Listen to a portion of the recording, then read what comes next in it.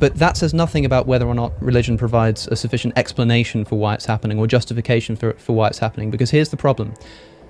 In order to assert that there is an all-loving God who is supervising this, and because, I'm not the one here who is claiming that this is being supervised, that somebody is watching this, somebody knows that this is occurring, and somebody's allowing it to occur. If we're going to assert that there is a benevolent being who is allowing this to occur, then it must follow that there is morally sufficient reason for this to occur. In the United Kingdom, just today, we passed 100,000 people who've been killed by the virus. And the Christian has to say that this is morally justified.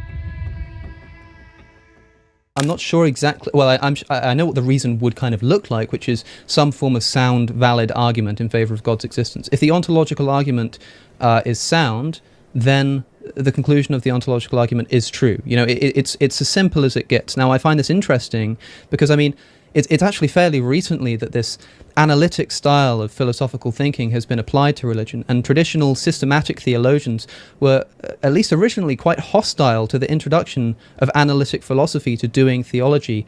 And they say that the reason that this is because, religion requires narrative, it requires poetry, it requires this kind of faith-based thinking that analytic philosophy, reason alone can't really grasp at.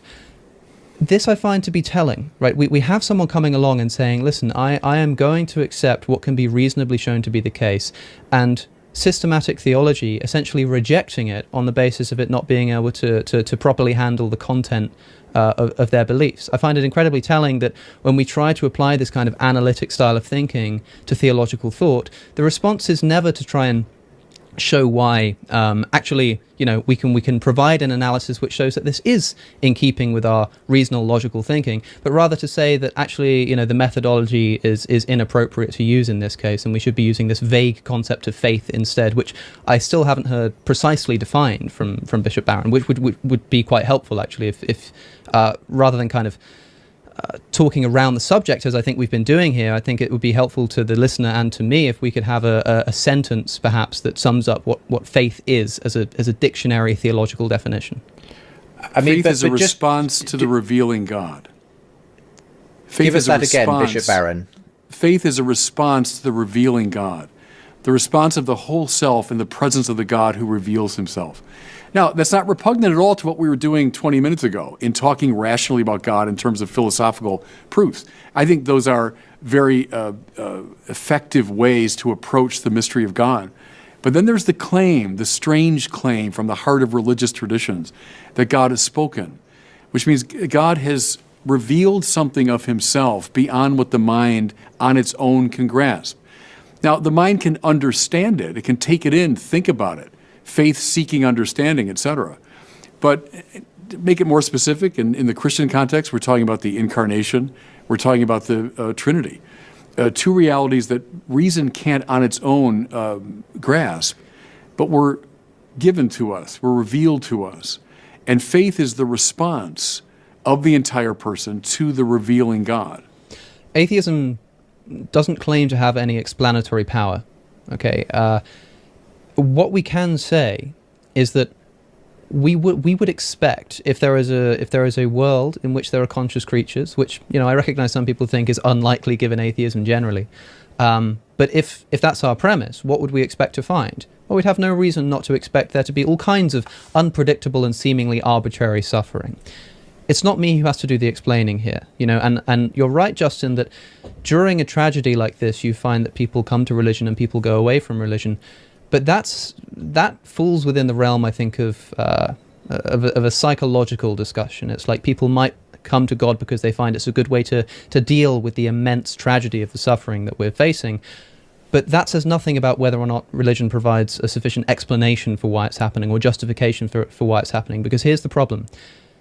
In order to assert that there is an all-loving God who is supervising this, and because I'm not the one here who is claiming that this is being supervised, that somebody is watching this, somebody knows that this is occurring, and somebody's allowing it to occur. If we're going to assert that there is a benevolent being who is allowing this to occur, then it must follow that there is morally sufficient reason for this to occur.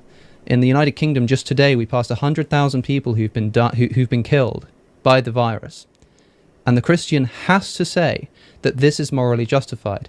And they're welcome to do so with reference to theodicies, by saying that, this is pain. People like to speak kind of abstractly about how pain and suffering might be necessary to obtain certain goods, or it'll be compensated in the afterlife, or something of this sort. But we have to say specifically on an issue like this, that yes, this specifically, 100,000 people who have died of COVID have done so because God allowed it. That's the first thing that needs to be admitted by the Christian, and most Christians have no problem accepting that.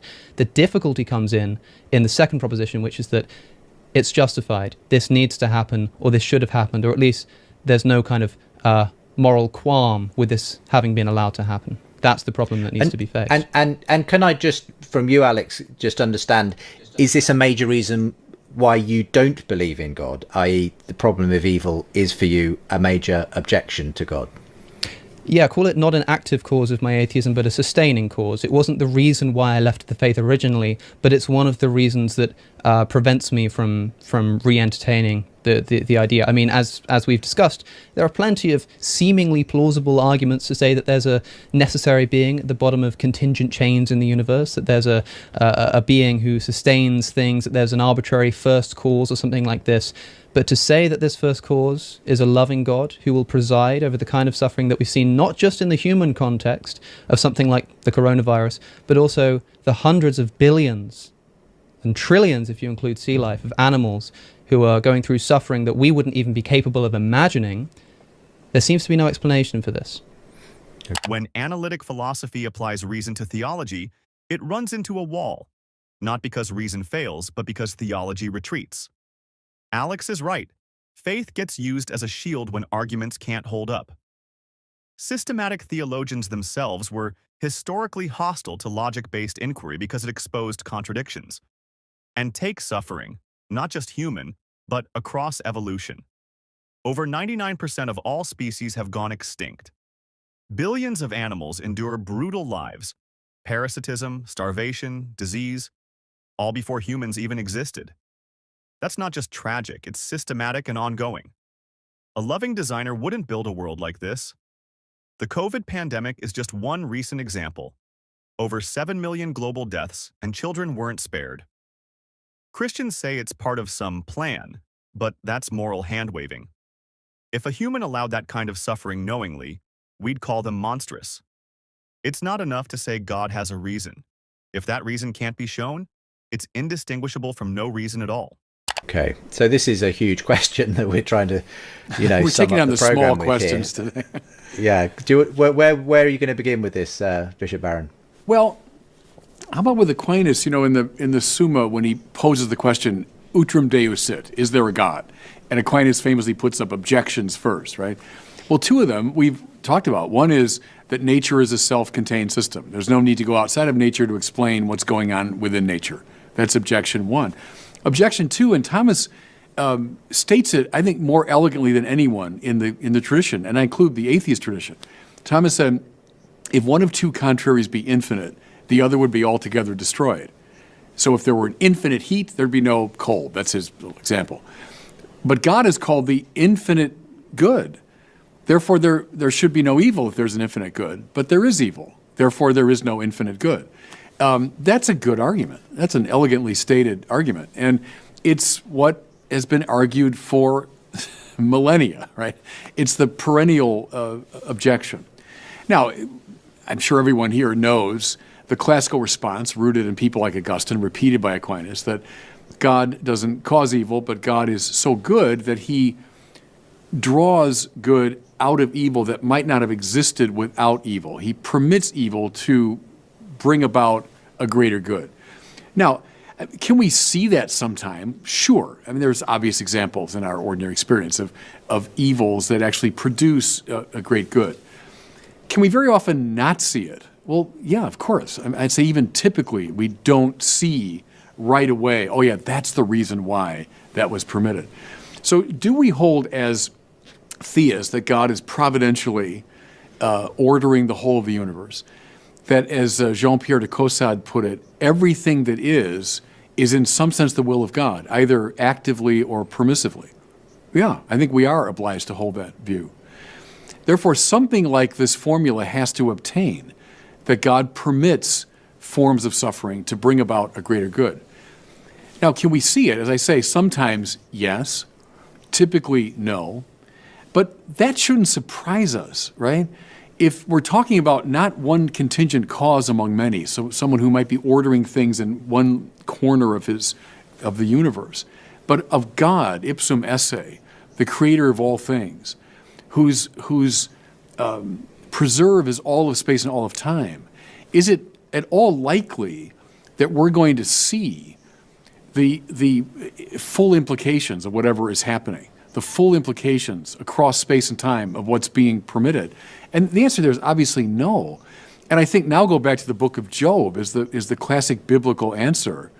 In the presence of great evil, great suffering, is we don't know what God is up to.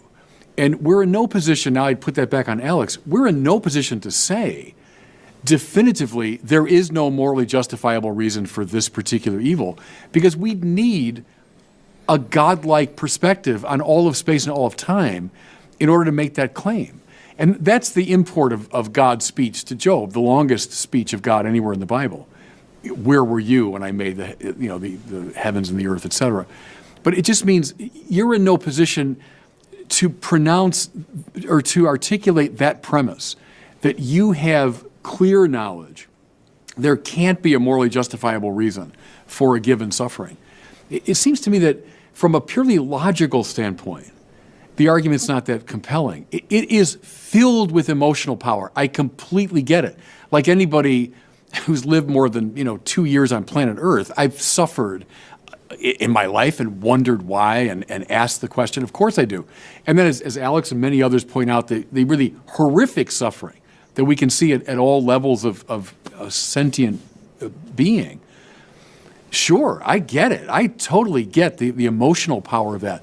But it seems to me from a strictly logical standpoint, it's not a compelling argument because it assumes you have a godlike perspective.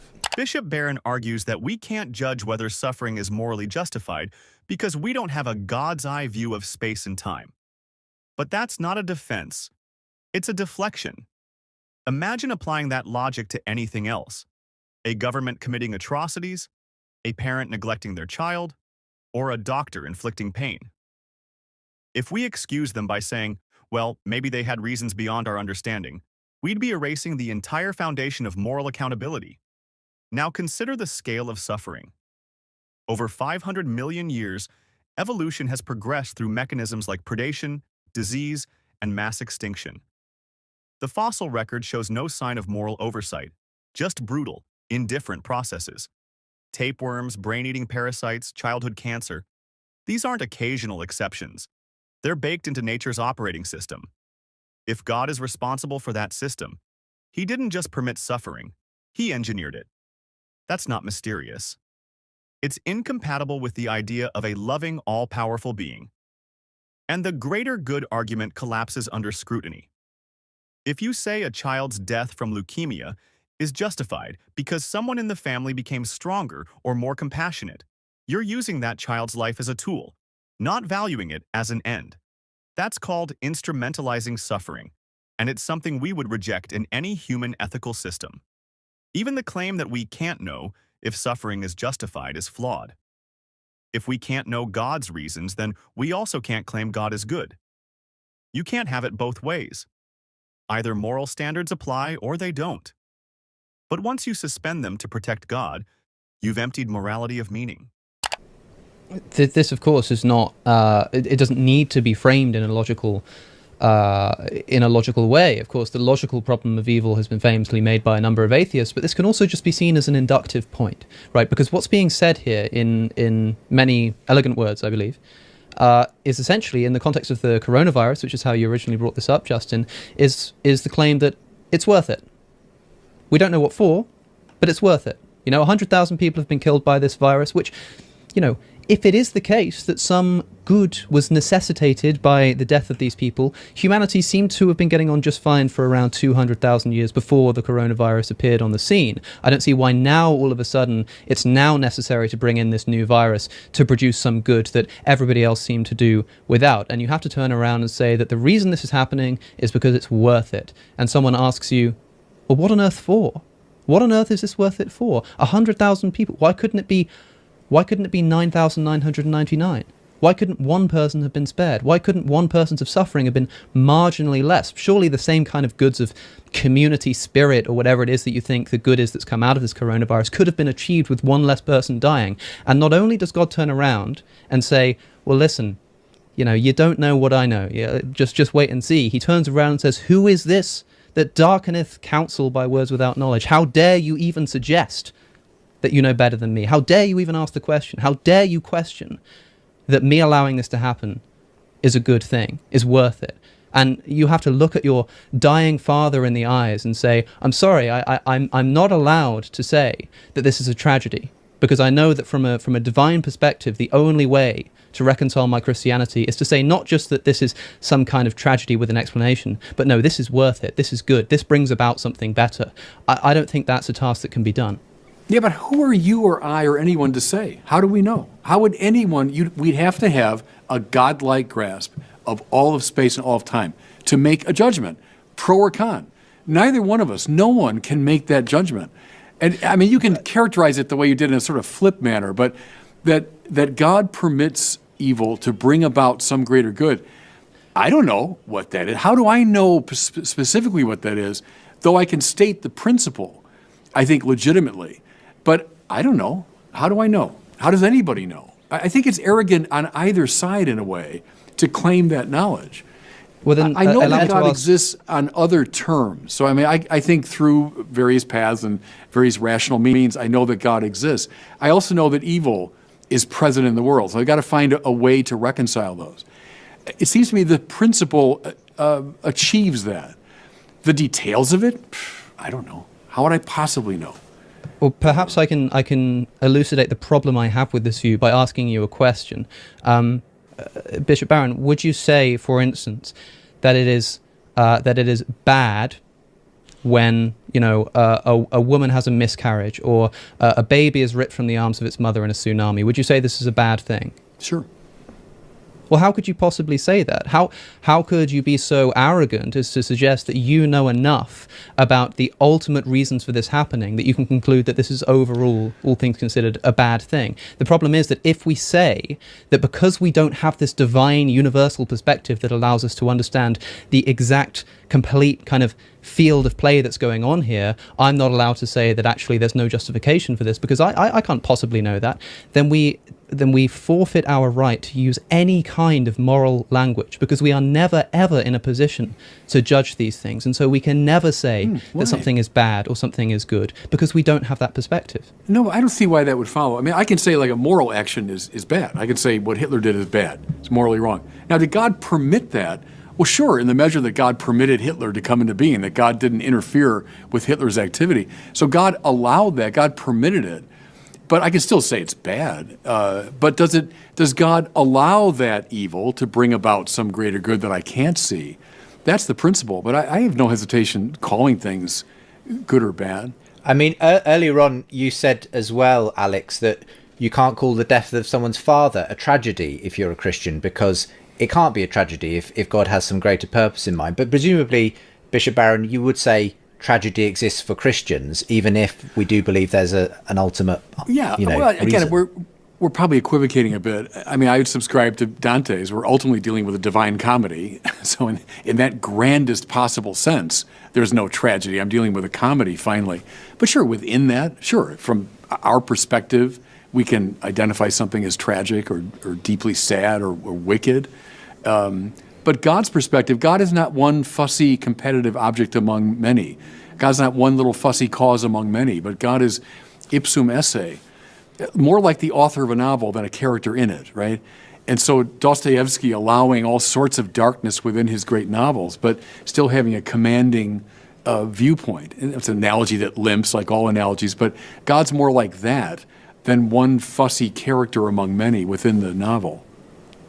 Well, yeah, I mean, when Dostoevsky allows a character to be mistreated, it's certainly good for the plot line, but it's not good for the character. And that's the point here. The Christian, at least the theodicy that's been proposed here, is one saying that evil is allowed because some greater good can be brought from it, which means the corollary of this is that any time an evil exists, any time bad exists, it exists precisely because some good is going to be brought out of it. That is to say, evil is actually an indication that something good is happening, which means that all of these evil instances, and I specifically avoided using instances that have the complication of free will, so I wouldn't use something like the Holocaust, but I use something like the coronavirus or something like a miscarriage. The implication of this, the implication of saying that evil is always an indication that some good is being obtained, is to say that these are things worth celebrating.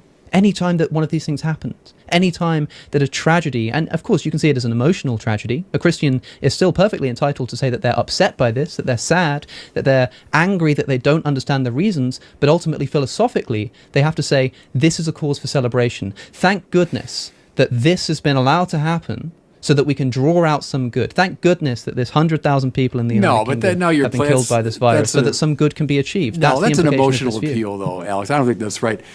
I mean, the Christian would look gravely at the situation and acknowledge God's will is at work here, though I can't see it. I mean, I think that's the right attitude. To say I would celebrate it seems to me the wrong point of view. You'd look at it and acknowledge there's a dimension to this that I can't fully appreciate.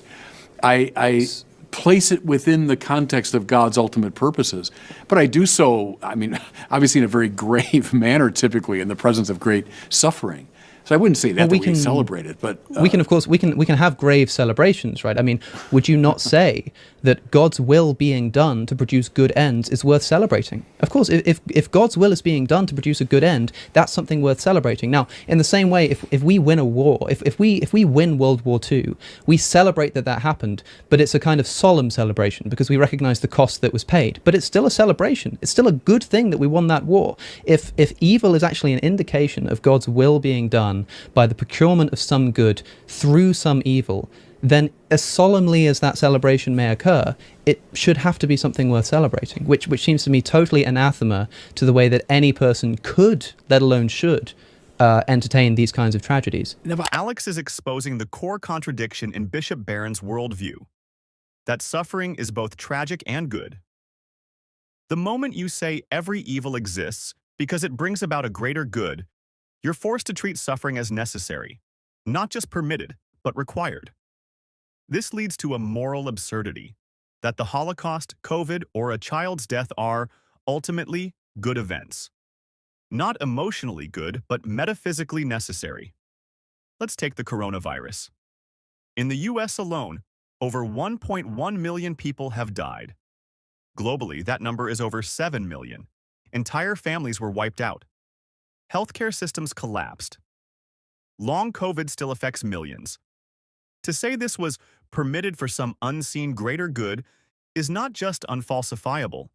It's a claim with no moral accountability. It removes agency from suffering. It denies randomness, biology, and systemic failures. Theological arguments about greater good also fall apart when we look at natural evil, which has nothing to do with human free will. Miscarriages, for instance, are incredibly common, affecting around 10 to 20% of known pregnancies, and likely more when accounting for early losses. Most are due to chromosomal abnormalities. There is no character development, no soul-building purpose here. It's nature running on flawed mechanics. Is this God's design? If so, it's a design that builds life on a foundation of failure. Then there's the evolutionary evidence. Over hundreds of millions of years, life has advanced through brutal selection pressures, starvation, parasitism, predation, and extinction. Over 99% of all species that have ever lived are now extinct. If this system was created by a loving God, it means he chose to make a world where agony is the engine of progress. Even Christian theologians struggle with this. William Dembski, an intelligent design proponent, once suggested that God allowed the appearance of millions of years of suffering for theological reasons, essentially to maintain the illusion of natural history. That's how far one has to stretch logic to protect divine goodness. What Alex points out is simple. If every event is ultimately good, then good and evil lose meaning. We can't condemn genocide, famine, or disease because behind it all, we're told, is a divine hand weaving something beautiful. But that's not morality. That's moral surrender. And it's dangerous. When you strip suffering of its moral urgency, you become numb to injustice. And that's the heart of the problem. This framework doesn't ask us to act against suffering. It asks us to accept it, to trust it. But if we want a better world, we can't afford to excuse suffering as part of some higher plan. We have to name it, challenge it, and work to reduce it, not spiritualize it. So here's a serious question worth reflecting on. If your moral system turns every tragedy into a hidden good, how can it ever call anything truly wrong and mean it? Jonathan also mentioned the resurrection, and he said that there are only three explanations for the accounts of the resurrection: that the disciples were lied, that they lied, that they were mistaken, or that they were incorrect. If we assume theism is true, if we assume the existence of a God, then it may be that of all the plausible explanations, of all the possible explanations, the best one is that he rose Jesus from the dead. But in a conversation seeking to establish the very truth of theism, we must start agnostic on that position and then ask, sure, it's highly implausible that Jesus didn't really die on the cross, or that his body was stolen, or that the disciples were lying, or that the disciples were mistaken, or that the disciples were simply incorrect. It seems strange to me, for example, that the earliest gospel that we have, the earliest account of Jesus' death, contains no resurrection appearances at all. I'll say that again, the earliest gospel contains no post-resurrection appearances of Jesus Christ. Let's start with by the resurrection, because I didn't really get to touch on that much in my last rebuttal. You mentioned that the earliest gospel doesn't have any resurrection appearances, and as you acknowledged, yes. It says in Mark 16, the angels tell the disciples to go and tells the woman to go tell the disciples and Peter that he is going before you to Galilee. There you will see him just as he told you. So there is a implication that there's going to be appearances. Also, 1 Corinthians 15, which is an earlier account, does mention more appearances than any of the Gospels. 500. Yeah. Of course, I've always found that quite strange, the reference by Paul there to the appearance to more than 500. This is, I believe, the only account of such an event happening. I wonder kind of who these 500 are, if they ever thought to write anything down, if there's any other account of 500 people having seen this kind of stuff. We're not sure why it is that Paul knows this is the case. He doesn't give an account of where he got this information.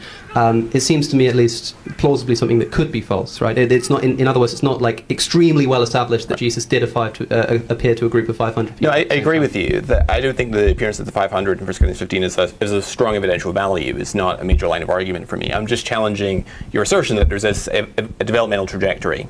Yes. Right. Yeah, which is fine, of course.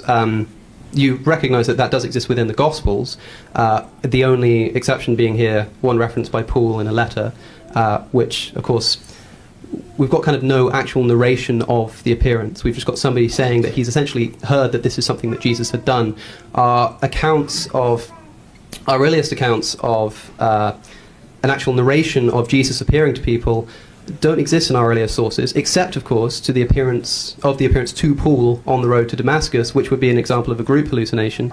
But funnily enough, I find this quite interesting, is that it's often said that, well, the disciples couldn't have been essentially hallucinating because of the fact of group appearances. You don't get group hallucinations. But the only early account that we have of a group hallucination, that is the appearance to Paul and his travelling companions, is one in which the companions don't also see the appearance. It's just Paul, which I find quite strange. So I'm dubious of But this. they do have sensory perceptions of the encounter. But be that as it may, I did want to ask about, because coming back to your developmental scenario, Mark, we don't know what he would have gone on to say, because he finishes his account very abruptly. Scholars debate over whether Mark is complete. He intended to finish there, or whether he actually had an ending that subsequently got lost from verse 9 and following. So we don't really know what Mark would have said. And then Matthew and Luke are written approximately around the same time, and Luke doesn't seem to be literally dependent upon Matthew. So really your only data points are Matthew and Luke and John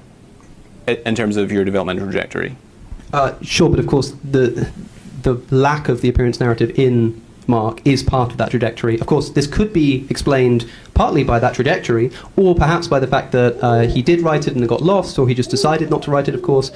But I'm just kind of using the evidence that's being presented to me here, which are 4 Gospels, the first of which contains no resurrection appearances. And I'm thinking, what might explain the fact that as time goes on, the fancifulness of the stories seems to increase. Indeed, ending in John, the final edition, with the addition of Doubting Thomas, which seems to be a moral lesson against requiring evidence for belief. Of course, after Thomas touches the wounds of Jesus, Jesus says that it's, he now believes, but blessed are those who believe without seeing. He believes because he's seen, blessed are those who believe without seeing. So what we get is the further away we get from the actual events that are being reported, the more fanciful the stories, culminating in a story that has a moral lesson advising people that they shouldn't desire to believe on the basis of evidence. This seems to me strange. So that's not what John's saying there at all. In fact, in the very same chapter, he goes on to say, John, the author goes on to say that these things are written that you might believe that he is the Christ and thus have life in his name. In terms of what he says in verse 29 to Thomas, he's chiding Thomas for not having believed in sufficient evidence because he had the testimony of the other apostles. He'd been with Jesus throughout his ministry and observed the miracles and so forth. Of course, John is writing at the end of John why he wrote his gospel, but I'm quoting the words of Jesus, right? So there's kind of a disanalogy here, or a difference here, which is that Jesus is saying, you believe because you've seen, blessed are those who believe without seeing.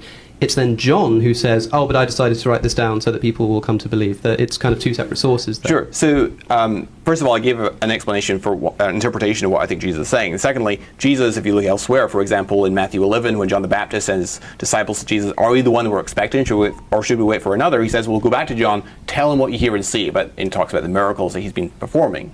Right? He talks about the sign of Jonah and his resurrection as being evidence for his incarnation and divine identity. Yeah, sorry. Sorry. Is there like a question? Yeah, so I'm objecting to that particular point that Jesus does seem to affirm approaching this topic evidentially. Oh, sure. Yeah. Okay. That would be fine. I'd be fine to just kind of drop that point about John, but I'm not really sure if we should. Okay. It seems to me that seems to be the most natural reading of Doubting Thomas. You're saying that the story should in fact be interpreted as Jesus basically saying, you have believed because you've seen a lot of evidence. Blessed are those who believe having seen sufficient evidence, or something like this? Yeah, so Thomas was discontent with having sufficient evidence, that he should have believed on the basis of what he already had. And God doesn't take well to people not believing when they've already got sufficient evidence. Right, I see. That might be plausible. I'm happy to look into it. The earliest gospel we have, Mark, ends with no appearances of the risen Jesus, just women told he will be seen in Galilee, and they flee in fear, Mark 16:1-8. The later long ending with appearances, Mark 16:9-20, is a known later addition, not in our earliest manuscripts. Then, as time passes, later Gospels add fuller stories, Matthew and Luke, circa 80-90 CE, and finally John circa 90-110 CE, which is exactly the kind of legendary growth historians expect. Paul's list in 1 Corinthians 15, written in the 50s CE, says Jesus appeared to more than 500, but gives no names, place, or narrative, and no other source reports it. Paul also never met Jesus in life and says he received this tradition, so we can't treat it as checked eyewitness history, 1 Corinthians 15:3-8. Claims that groups don't hallucinate, overlook what psychology shows. Grief and expectancy can produce vivid experiences. Studies find 30-60% of bereaved people report seeing or sensing a loved one. Memory conformity then spreads and reshapes stories. Even Acts' accounts of Paul's conversion show his companions didn't share his vision, Acts 9:7, 22:9, which matches an internal, personal experience. John's Doubting Thomas ends with, "Blessed are those who have not seen," John 20:29, and the author says he wrote so readers would believe, John 20:31. That's faith-forward theology, not verifiable history. On balance, the earliest evidence fits developing tradition and visionary experiences, not a confirmed physical resurrection. I did want to ask you, though, about your low intrinsic probability of miracles. Oh, yeah. Right. So, can you justify why you come to that conclusion? I guess the point that I was kind of trying to make there was to say that in the context of this discussion, do you expect a naturalist to take as seriously the hypothesis that a man rose from the dead as he should take the hypothesis that, say, Jesus didn't die of something. Like, in other words, like, I suppose you're not surprised that somebody would not do that, but you're saying that they're being kind of, irrational in doing so? Correct. Because in assuming that something like a miracle would have a lower intrinsic probability?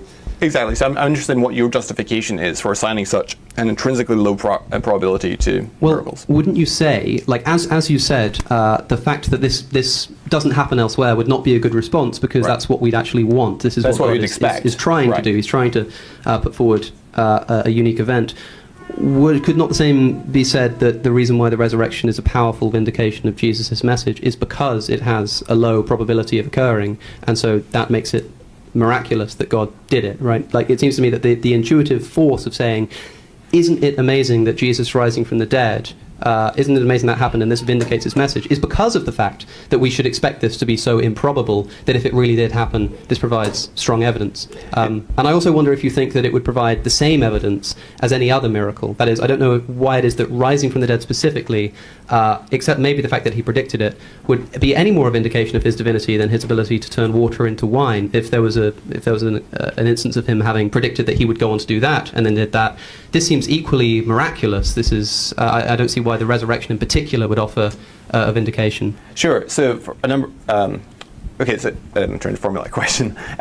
So Isaiah 53:10, for example, speaks about the resurrection in the context of messianic prophecy. Jesus himself says that the resurrection will be the vindication of his messianic divine self-claims. And so it's very surprising if God raises Jesus from the dead if he's a false messiah, for example, right? Yeah. Does that make sense? Yes, that does make sense. Yeah. I think that answers it quite well, I think. Would you also be amenable to the argument that you can bring other arguments to bear independently on Jesus' messianic and divine identity, such as some of the arguments I listed briefly, the trilemma, messianic prophecy, the conversion of Paul, etc., that would be relevant to establishing the prior probability in Jesus' case specifically? I think you could do, but I don't think that it's been very well done. I don't think the examples that you say, like the trilemma, I don't think that's like good evidence of Jesus' divinity, nor do I think the conversion of St. Paul is particularly strong evidence of Jesus' divinity. I wonder, I know there's only kind of a minute left of your time, but what are the specificities about Paul's conversion that you think bear on the divinity of Jesus? Sure. I'm trying to formulate a question. So it's my question time, so I'm rather than give a statement. Well, I can ask sure. you on the other time if you have anything else you want to say now. Sure. Okay, so in terms of the argument for intelligent design, would you acknowledge that it's not a God of the gaps argument, that it's actually a positive argument? This is something I was going to ask you about. You said that it's not a God of the gaps argument because it's based on what we do know, and I forget exactly how you argued that case. If you could maybe just do it again briefly. Yeah, so it's basically that there's a habitual association between information and conscious activity. Right. Yeah. So I would say, for example, imagine somebody like pre-Newton or something, looking at the orbits of the planets and saying, like, I have absolutely no idea how they're up there, why they're spinning in the way that they're spinning. It must be God. Would you say that is a God of the gaps argument? Mm-hmm. But suppose somebody then said to you, this isn't a God of the gaps argument. This is actually based on what I do know, not what I don't know, which is that there's a habitual association between things that we see moving, that don't stop moving, generally have some kind of agent causing them to continue moving. And so I say that the same thing must be true of the orbs moving in the sky. That doesn't seem to not make it a God of the gaps argument. That seems like just a way of kind of dressing it up. When we ask how probable a miracle is, start with the base rate. Across billions of human deaths, there are no medically verified cases of a person dead for days returning to normal life. That makes the prior tiny. To overcome a tiny prior, you need multiple, independent, detailed sources written close to the event. Instead, we have anonymous gospels decades later. Mark around 70 CE, Matthew Luke around 80 to 90, John around 90 to 110, and a brief list in Paul without names or locations. Low prior plus weak, late testimony. Low posterior probability. Appeals to prophecy don't fix this. The verses Christians cite aren't clear predictions of a Messiah rising on the third day. Psalm 16:10 is about David not being abandoned to Sheol. Hosea 6:2 speaks of Israel's restoration. Isaiah 53:10-11 concerns the servant's vindication, not an explicit personal resurrection. These are theological readings after the fact, not straightforward forecasts fulfilled by data. Paul's conversion also fits known visionary experiences. Acts gives inconsistent details about what his companions perceived. Acts 9, 7 verses. 22 to 9, which points to literary shaping, and his companions don't share the vision, consistent with an internal event. That the naturalist will one day be able to explain and account for DNA replication, then that the theist will ever be able to account for suffering or hiddenness. Indeed, it's usually expected that the theist will never be able to offer such an account. Jonathan also mentioned the resurrection, and he said that there are only three explanations for the accounts of the resurrection: that the disciples were lied, that they lied, that they were mistaken, or that they were incorrect. I would add to this suggestion a fourth, which is that the reports themselves were inaccurately put down into our records. But I think Jonathan more or less addressed that by saying that the gospel writers were fairly scrupulous, and so I think implicitly trying to undermine that example. Now, I admit that some of the hypotheses for explaining what happened on Easter morning are a little bit tenuous. There have been theories that have been suggested and generally rejected by certainly most biblical scholars. For example, the idea that Jesus didn't really die on the cross, or that his body was stolen. These kinds of things are usually disproved with fairly intuitive points. That is to say, it seems ridiculous to suggest that Jesus didn't die on the cross. The Romans did know how to kill people, after all, and there would have been various other reasons, which I won't go into now for the sake of time, but I'm sure you're familiar with such a response. But you have to understand the context in which this conversation is taking place. If we assume theism is true, if we assume the existence of a God, then it may be that of all the plausible explanations, of all the possible explanations, the best one is that he rose Jesus from the dead.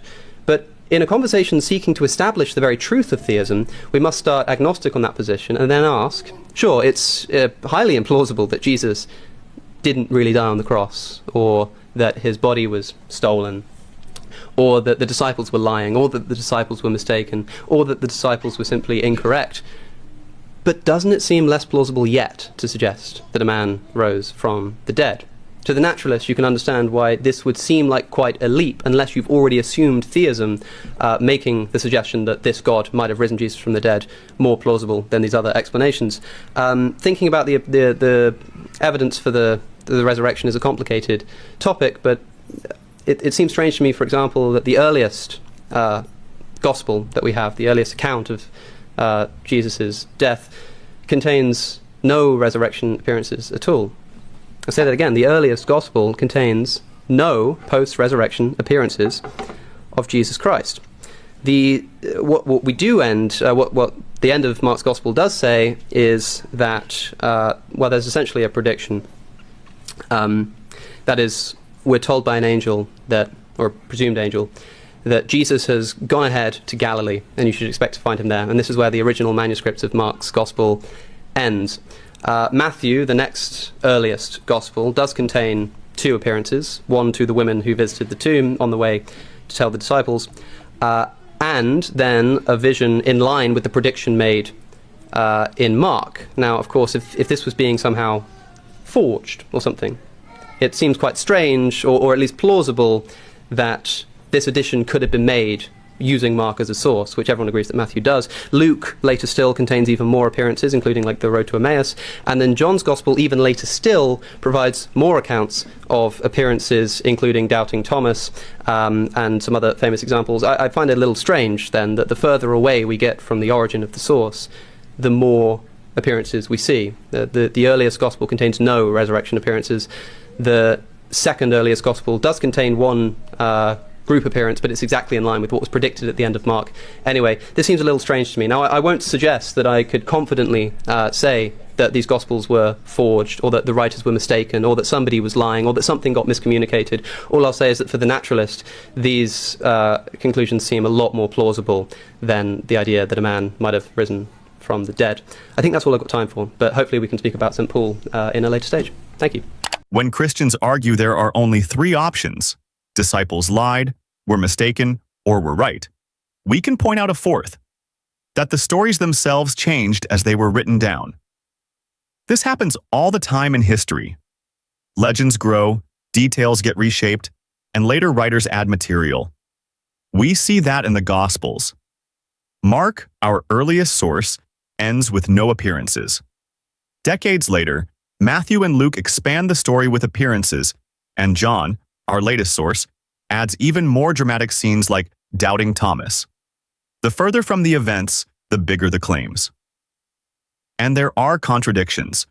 Matthew places Jesus' appearance in Galilee, while Luke keeps it in Jerusalem. The number of women at the tomb, the number of angels, and what exactly happens at the tomb all change from gospel to gospel. This is what you expect if stories are developing, not if they're carefully preserved eyewitness reports. From a naturalistic view, ordinary errors, embellishments, and visions are far more likely than one man breaking the universal biological rule of death. If another religion today offered the same kind of evidence for a miracle, would Christians believe it? What do you think? Is the resurrection better explained by faith tradition than by history? Comment below. Let's discuss. And don't forget to like and subscribe for more.